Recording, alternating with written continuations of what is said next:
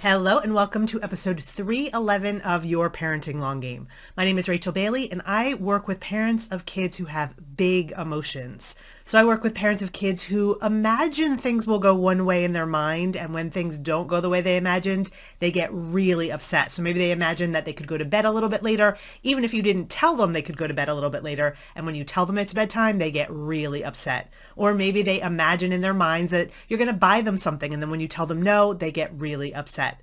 These are also kids who seem to react disproportionately to things. So maybe they make a mistake and they become really, really frustrated. Or maybe they make a mistake and they become very hard on themselves, saying, I never do anything right.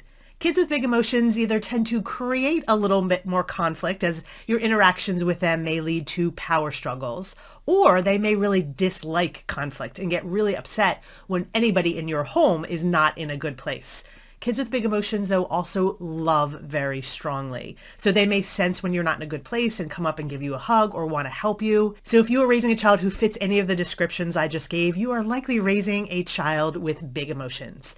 And my interest in working with parents of kids with big emotions started because I personally am a highly sensitive person and always felt things strongly and didn't always love how people reacted to the fact that I felt things strongly. Then I became a therapist and realized that there were a lot of kids and adolescents that I was seeing who also had quote unquote big emotions. And that's actually where that phrase came from, at least in my world. I've heard a lot of people use it, but I also started using raising kids with big emotions because a lot of parents that brought in their kids or their teens would tell me that their kids had big emotions. So I realized there were so many kids and teens who had big emotions and that parents really didn't know how to respond. What I also found as a therapist was that these kids and teens were more likely to have low self-esteem. So at that point I said, okay, I actually want to work with parents, and I eventually started to specialize in working with parents with kids with big emotions. My goal is always to help you foster healthy self-esteem in your children, to foster resilience in your children so they can have their emotions, but their emotions don't control them.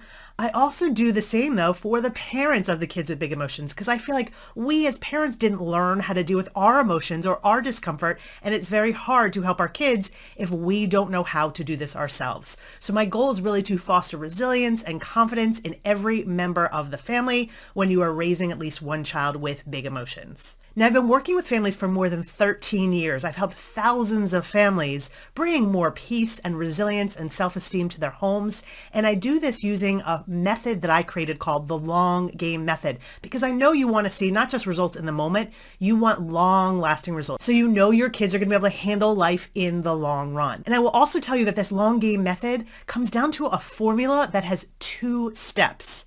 The first step, if you want your child to be more resilient, have healthier self-esteem, behave and feel better, is that you really need to understand what is under their behavior and emotions. A lot of us are trying to change our kids' behavior and emotions on the surface, and we're not really getting to the core of what's going on underneath the way they feel and the way they act. I call trying to change behavior and emotions on the surface Band-Aid parenting, and my goal is to teach you how to shift from Band-Aid parenting to long game parenting so you can get those long-lasting positive results.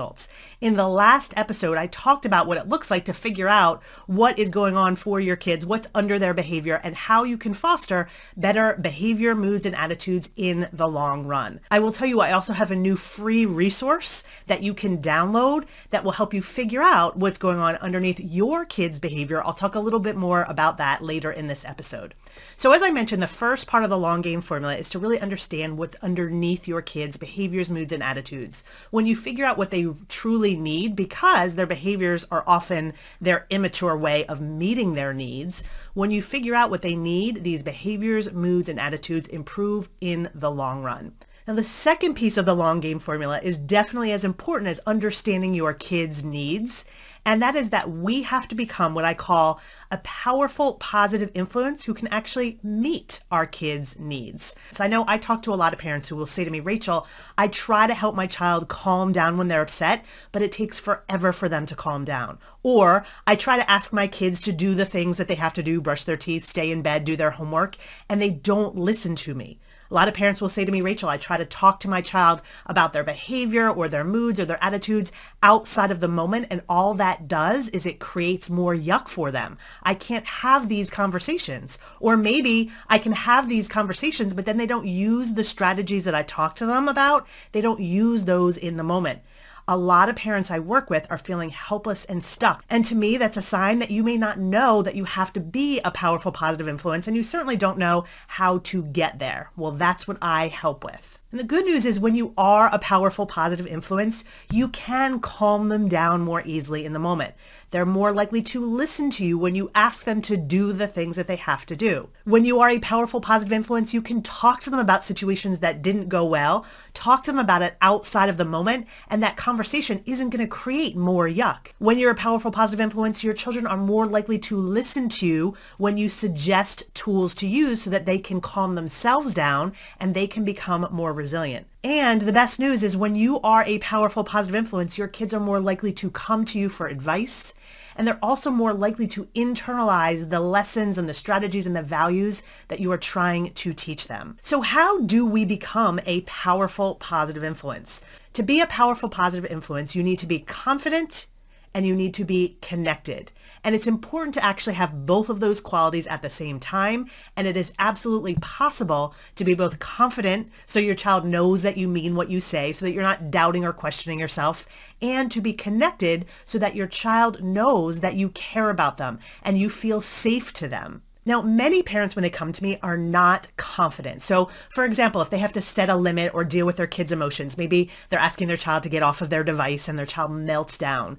They question themselves. They say, well, should I give them 5 more minutes so that they don't become upset? Or should I be really firm in my boundaries? And then when a child does get upset, they wonder, how do I deal with this? And they get really upset that their child is upset and they don't know how to handle those big emotions. When we're not confident, we tend to accommodate our kids too much. Often we can sense their discomfort. We become uncomfortable. We don't set limits. We don't know how to handle their emotions. And we are not a powerful positive influence. In fact, when we are not confident, often we have very little influence on our kids at all. So they're not listening to us when we're setting limits. We aren't able to calm them down as quickly. They're not necessarily trusting us and coming to us because they don't believe in us, because we don't believe in ourselves. Now, other parents come to me and they're not connected. So these are the parents who are really good at setting those limits and boundaries. And they're saying, no, you have to get off of your screen right now.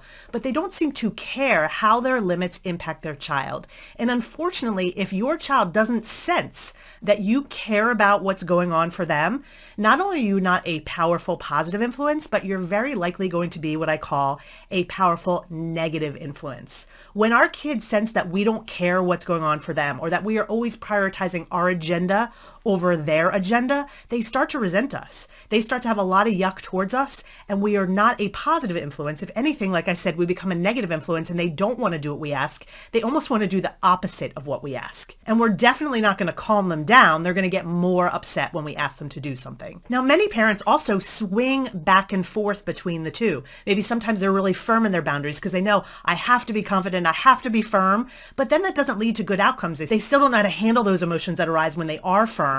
So they're having these really negative outcomes and they're saying, well, firm obviously isn't working. So now I'm going to be more connected and I'm going to be nicer to my child. That also doesn't work. So again, they swing back and forth.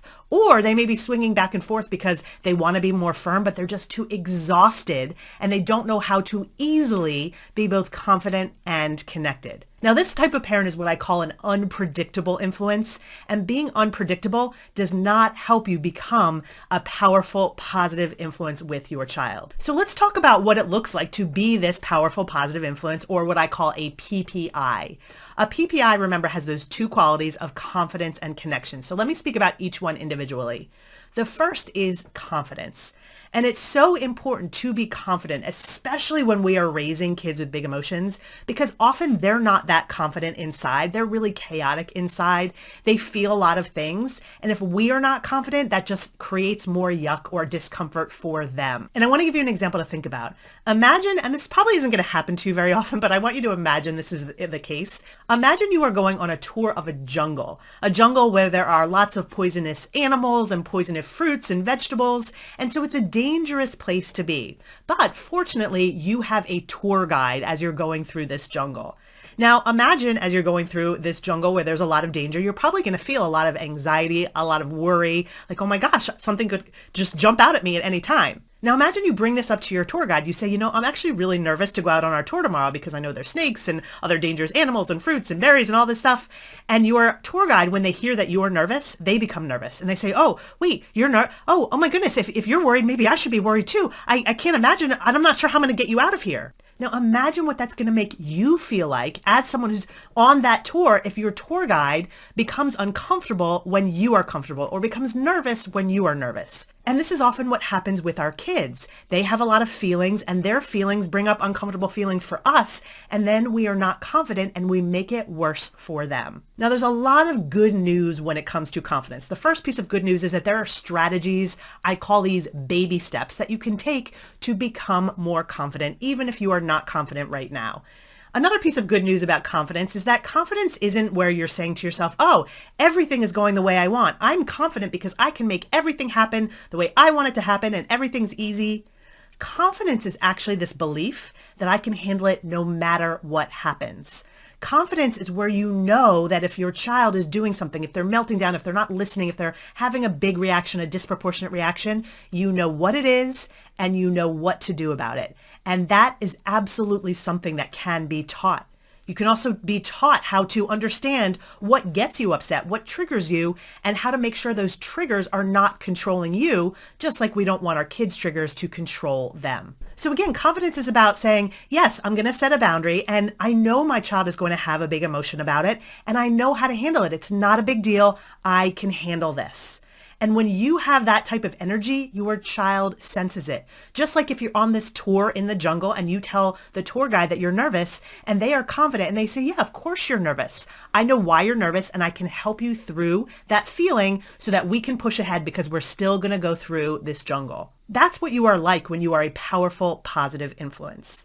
Now, the second piece of being a powerful positive influence is also about being connected. This is about truly seeing things from your child's perspective and them sensing that you care about what their point of view is. Again, often as parents, we are trying to convince them of our agenda. We want them to realize how important it is to get off of their device because they have to do their homework and they have to go to bed and all these things.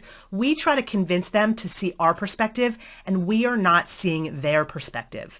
And that also leads to what I call an influence leak. We are not a powerful positive influence if we are not also, in addition to being confident, we are not connected with our children. So I'm going to go back to this tour guide of your tour of the jungle and show you what this would look like. Imagine you are going on this jungle tour with your guide and you're feeling nervous because there are these poisonous animals and poisonous berries and poisonous fruits in this jungle and you're nervous and you say to your tour guide, hey, I'm a little bit nervous. I'm worried about this tour that we're going on tomorrow. And your tour guide just says to you, oh, stop complaining. We have to go on the tour. The best thing you can do is just not worry about it. Just get over it. Either they say that in words or if their energy implies that. If they try to convince you why it's so important to go on the tour, why you shouldn't be nervous, they give you all the reasons you shouldn't be nervous. That's not all of a sudden going to make you feel better. All you're going to think probably in that moment is, oh, they don't get it, or they're being a jerk. What you're left with is still all of those feelings that you have inside. You're not going to calm down. You're not going to feel better. It's just going to make you feel worse. Now imagine you tell your tour guide that you're nervous and they say, okay, tell me a little bit about that. I want to hear. And you tell them all the things that are making you nervous and they're really truly listening, trying to understand how you feel. And when you finish talking, they say, oh, that makes sense. No wonder you're nervous. Thank you for telling me. There are things I can do to help you now that I understand what's making you nervous. So let me give you these strategies because we are going to go through the jungle together tomorrow. Now, when they're listening to you, not necessarily trying to fix you, but really trying to understand you and give you what you need to be successful, you're going to trust them more. You're going to listen to them more. They're going to be more of a powerful, positive influence with you. Now, again, I have really good news about increasing your connection with your child so you can become more of a powerful, positive influence.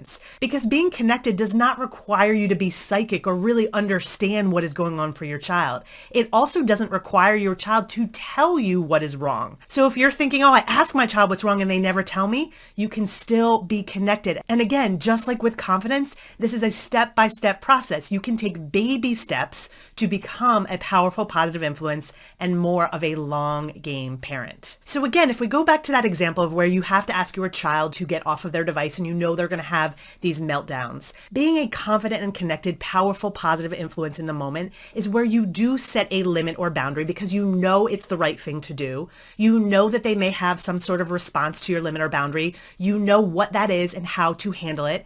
And you also care about the fact that your child is uncomfortable in that moment and you give them what they need to get through their discomfort without letting that discomfort control them. The other thing that happens when you are a powerful positive influence in this situation is when you realize that this keeps happening over and over, you can then outside of the moment, especially because you've built influence in the moment, you can have a conversation with your child about this. They will be open to talking to you about it. And when you say to them, hey, let's give you what you need in order to not have this big reaction, they're going to be willing to listen. That's when we shift to the other part of the long game formula where we figure out why are they having these huge meltdowns? What do they need to be successful? When you are a powerful positive influence, then your child is going to be open to receiving what they need to be successful. Now, I'm sure you want to become a powerful positive influence, and I will tell you that just being a parent, you already have some influence with your child. You are bigger than they are. You have more power than they do. And children do naturally see parents as an authority figure.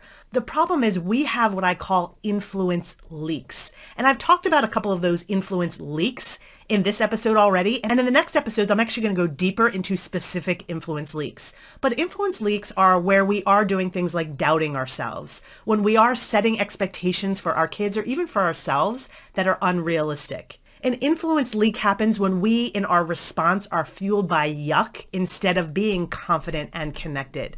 Now, you may be aware that you don't have as much influence as you'd like with your child, but you don't know why or what to do about it. As I mentioned earlier, I have a free resource that will help you identify your influence leaks.